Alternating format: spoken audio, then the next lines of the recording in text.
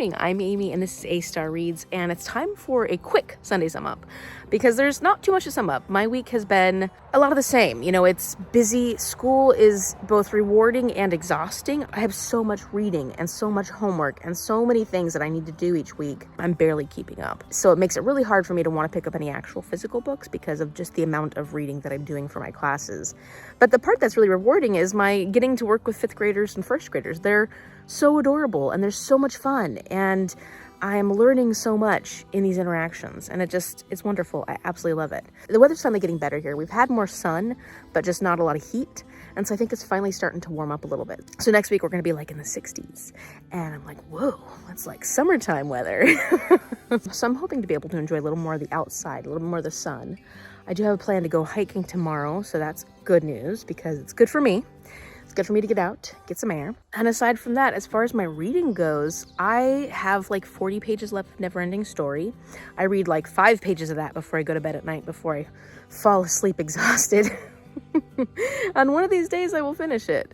And that's kind of the same with the other ones that I had started and have never completed, which is Split Infinity, Les Mis, Ship of Destiny. Those are the ones that I kind of am waiting to finish Neverending story to continue on, because I need to get that and I need to get Split Infinity done. Those are the 2 books that I was supposed to read back in March.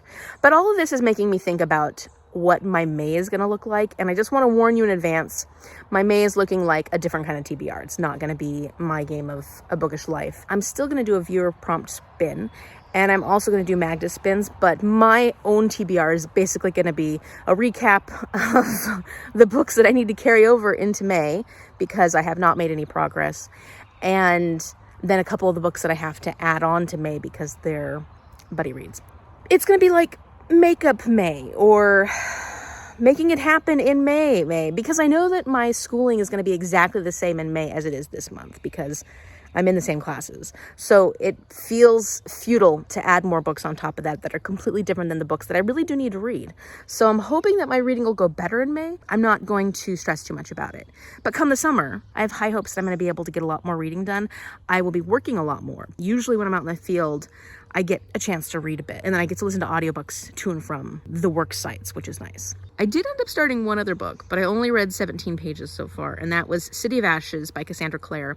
That is the April book for Bookstara Readalongs, and we had our mid-month sprints last night, and I did one sprint where I was able to start reading that book, but then the second sprint I had homework that I had to work on. So that was like basically what my month has been like. So I did finish one audiobook, and I will give you a review of that here in a moment, but I have started my next audiobook, and that is Beneath the Sugar Sky by Seanan and McGuire. So this is actually a book that is on my TBR game TBR, and so I feel good that I'm starting it. I had read Among the Sticks and Bones, her second book in the Wayward Children series, as audio, and I really liked the audio version of that one, so I figured, you know what, I enjoyed it as audio, I can enjoy this one as audio. I always feel guilty if I own a book and then I listen to it on audiobook. So if I own the book, I'd rather read it physically, but because this is one that I don't own, I don't feel bad returning it to the library and listening to it on audiobook. So I am listening to Beneath the Sugar Sky. That is my current audiobook, and I'm enjoying it so far a lot. It feels good to be back in the Wayward Children series world, and I can't wait to see where it's going to go. I'm about 30% of the way through that one now.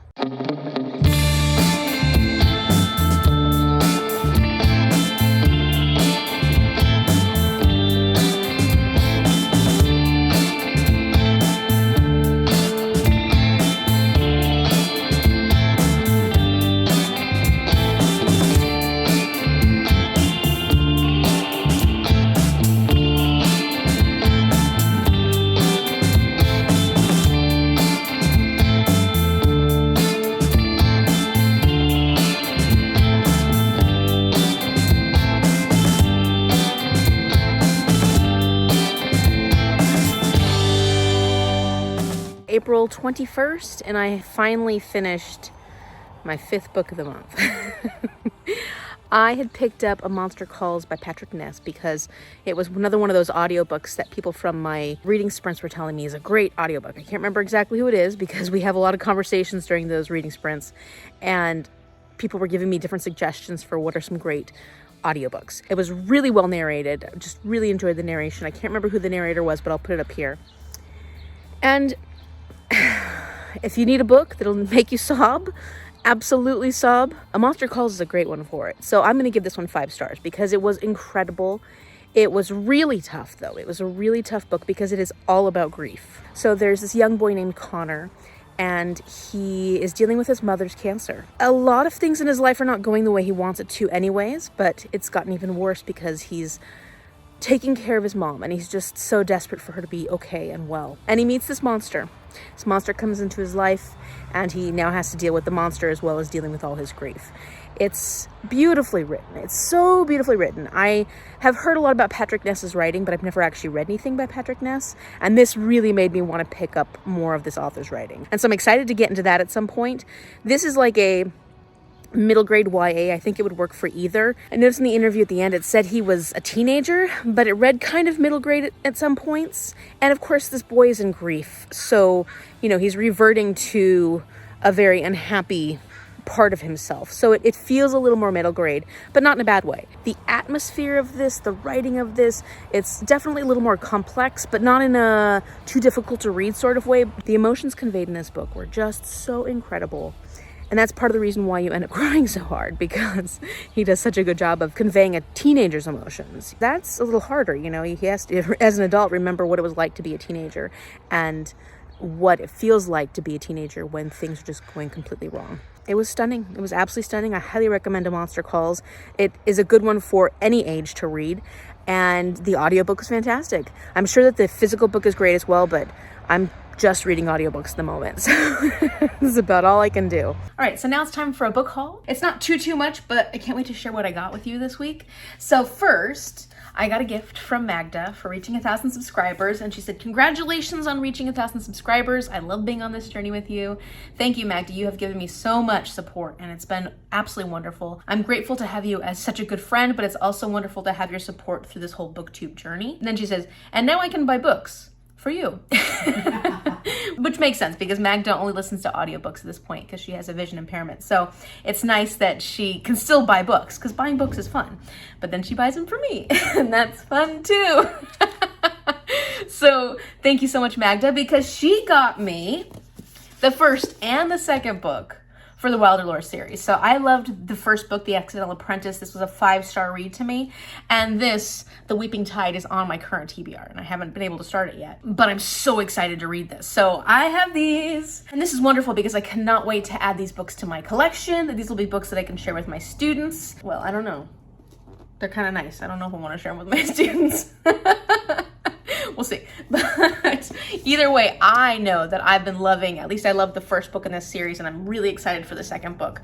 So thank you, Magda. I can't wait. I can't wait to read this one. And then Mom and Shell are actually doing a buddy read of Brandon Sanderson's series. They're going in a specific order. I don't know what order exactly they're following, but Shell knows all that stuff. And I had received Elantris from Amanda from the Reading and Writing Life, and it's a book that I am so excited to read. But my receiving that book prompted them to want to read Brandon Sanderson, which doesn't seem fair. But because they're kind of moving along very quickly, since they are both incredibly fast readers, they are already moving on to the next books in the series. So for one, they had some short stories they needed to read, and so Mom asked me to pick up Arcanum Unbounded by Brandon Sanderson, and this one has a lot of the short stories that go in between a lot of the different, ooh, it's got pictures in it too. It's got a lot of the short stories that are in between some of his larger books. And so I'm excited about this one because I do plan on eventually getting to Brandon Sanderson. And so I'll be prepared for the little short stories in between. And those ones are always nice because they're short and they're quick. And then the next full-length book they're going to be reading for Brandon Sanderson in this list of whatever Shell figured out I don't know. Shall put down the list in the comment section down below what order you're going on and who told you to go in that order for people who are curious. They're going to be reading The Final Empire by Brandon Sanderson. This is the first in the first era of Mistborn series. So I got this one, which I think is really cool. The second one is The Well of Ascension. I picked up this one as well, and I really like the cover on that one. I think that's really cool. And then finally there is, oh, this one's good too, The Hero of Ages. And that's all we've got so far. So they better not go too fast because these weren't cheap books. So they better take their time. But I'm really excited about these because I do want to eventually get to Brandon Sanderson. And I cannot wait to see what the hype is all about with Mistborn, because Mistborn is one of those series that everybody talks about. And I've got FOMO. I feel like I'm missing out. But I'm sure that they will have a wonderful time, and these are not really for me, but they are. They're for me in the long run. Oh, one other thing that I will hopefully have done for you in the next video, I purchased another bookshelf, a bookshelf to go back. See, there's a little white bookshelf right there. Well, I wanted a tall one because we are completely out of space. Sorry, don't mind the table. It's always covered in stuff.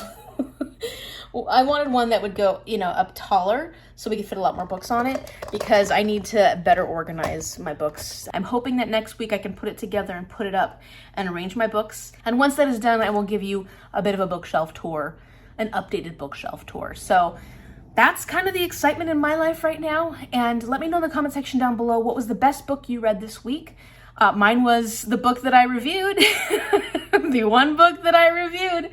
But it was so good. A Monster Calls by Patrick Ness. Read it. You absolutely should read it. And if you like this video, give it a thumbs up. And subscribe so you can see what happens. Well, I'm probably not going to do Sunday Sum Up next week. So I warn in advance, because I'm doing my 48-hour readathon next weekend. I don't think I'm going to have time to do a Sunday Sum Up.